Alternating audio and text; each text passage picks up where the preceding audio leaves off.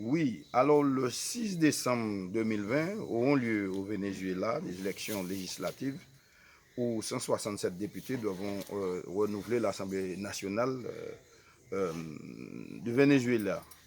Nous savons que les dernières élections qui se sont produites en 2015 ont donné une majorité à la droite et donc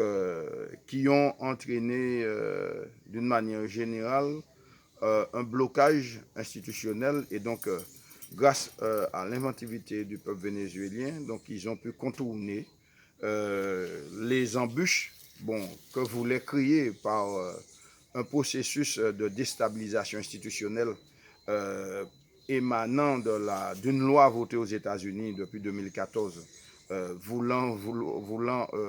restituer, puisque c'est une loi qui voulait restituer les droits de l'homme au Venezuela. Et donc, nous savons que le Parti socialiste unifié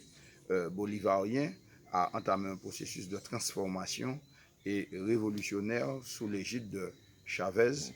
et donc caractérisé par la création de l'ALBA en 2004. C'était justement le 14 décembre 2004. Et donc, ce sera également l'anniversaire de l'ALBA qui projetait une alternative nouvelle. Et donc, pour contrecarrer justement les perspectives de la ZELIA, donc la zone de libre-échange des Amériques, donc que promulguait justement l'impérialisme américain. Donc, nous savons que ces élections seront capitales pour poursuivre le processus de transformation et donc vers le nouveau socialisme qu'avait prôné le Parti socialiste unifié du Venezuela, qui regroupe un certain nombre d'organisations politiques. Et nous faisons confiance au peuple vénézuélien pour pouvoir faire obstacle aux dérives orchestrées par l'Empire américain qui souhaite justement qu'aucune organisation progressiste arrive à émerger dans notre hémisphère, c'est-à-dire aux États-Unis et, en Amérique du Sud et dans les Caraïbes.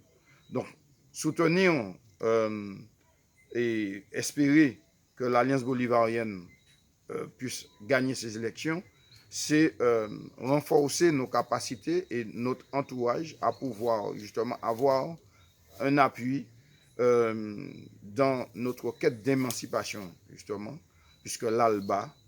et l'Alliance bolivarienne des Amériques et le traité des peuples de la Caraïbe permet, le traité de commerce des Caraïbes permet justement d'asseoir